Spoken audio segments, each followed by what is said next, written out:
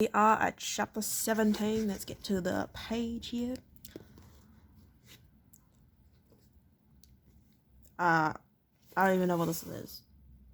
Full night fell shortly after they had set out on their way back to Helsham, but they continued to move, their way lit by a brilliant three-quarter moon that slided above them in the clear sky. Holt, Evelyn, and the two apprentices rode, while the Scandinavians maintained a steady jog, led by the Jarl. Holt had suggested that Eric ride the captured Temujai horse again,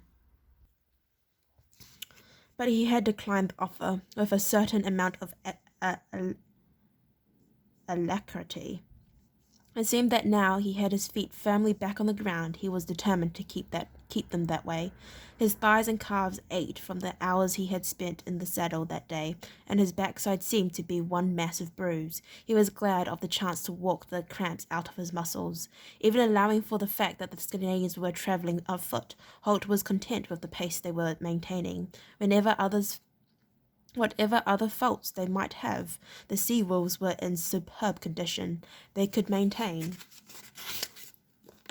their steady jog all night, with only brief rest periods every hour. At one stage, Horace had urged Kicker up beside Holt.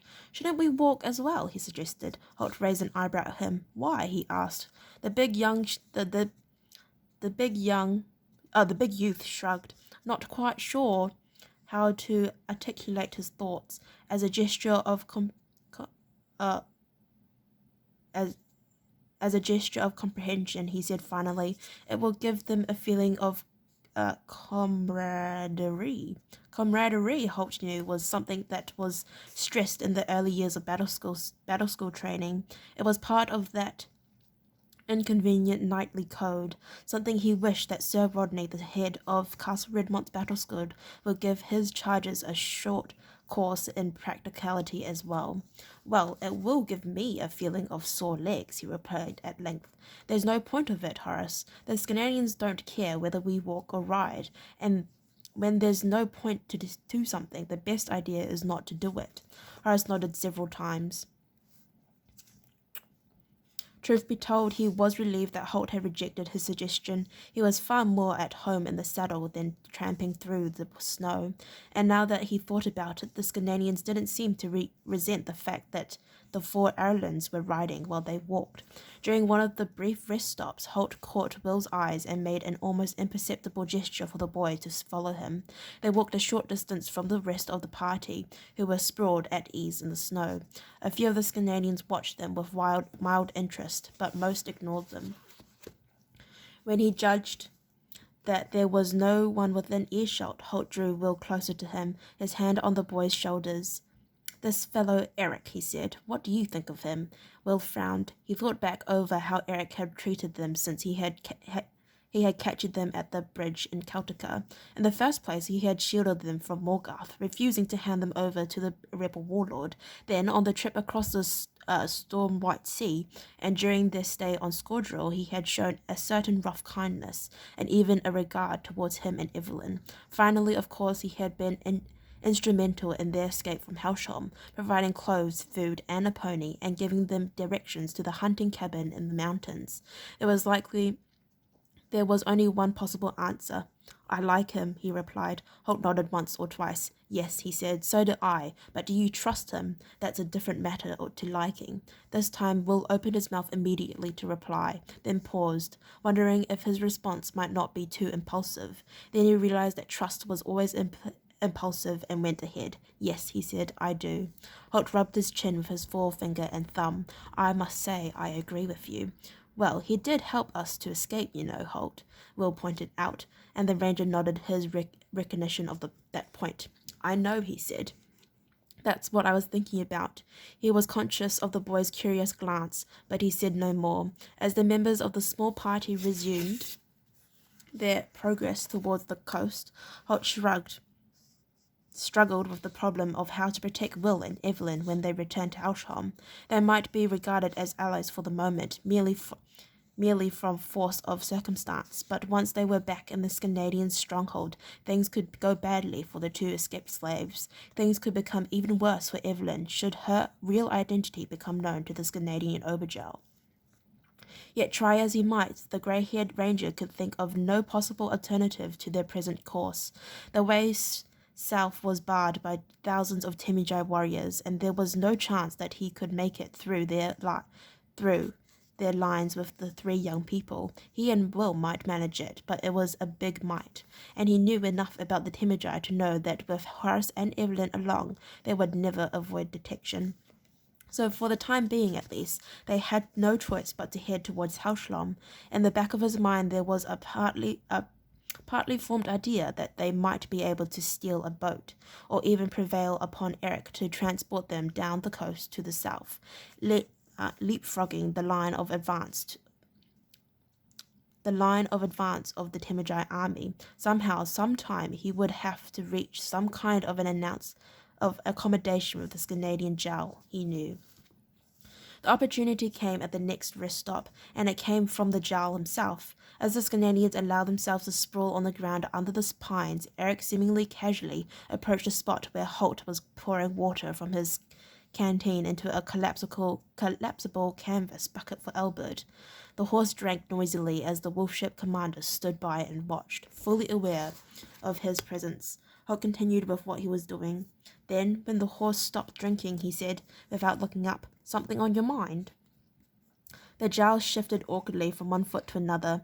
"We need to talk," he finally said, and Holt shrugged. "We seem to be doing that." He kept his voice neutral. He could sense that this Canadian leader wanted something from him, and he felt that this might be his opportunity to gain some kind of bargaining advantage. Eric glanced around, making sure that none of his men was in earshot. He knew they wouldn't like the idea he was about to propose, but all the same, he knew that the idea was a good one, and a necessary one. "It was you, wasn't it, at the Battle of the Thorn Tree?" he said at length. Holt turned to face him.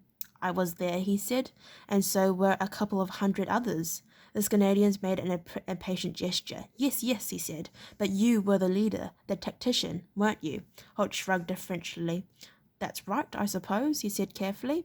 "The battle at Thorn Tree." Yep, Thorn Tree Forest had been a defeat for the Canadians. He wondered how now if Eric might be looking for some kind of revenge over the man who had led the Ireland forces. It didn't seem to in character with what he knew of this Canadian, but you never could tell. Eric, however, was nodding thoughtfully to himself. He hunkered down in the snow, picking up a pine twig and making random marks on the ground with it. "And you know these Temujai, don't you?" he said. "You know how they fight, how they organize their army." It was Holt's turn to nod. "I told you I lived among them for a while."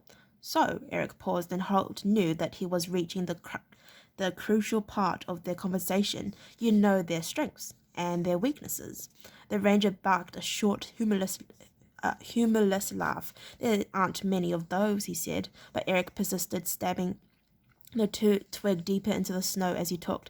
"But you know how to fight them, how to beat them." Now Holt began to have a glimmer of where this conversation was leading, and with that he felt a slight surge of hope. He might just be about to be handed the bargaining tool that he would need to protect Will and Evelyn. We fight as individuals," the Jowl said softly, seeming to talk almost to himself. "We aren't organized. We have no tactics, no master plan." "You Canadians have won your fair share of battles," Holt pointed out mildly. Eric looked up at him, and Holt could see how much the sea-wolf disliked what he was about to say. In a straight confrontation, 1-on-1, or even against odds of 2-to-1, a straightforward conflict with no complications.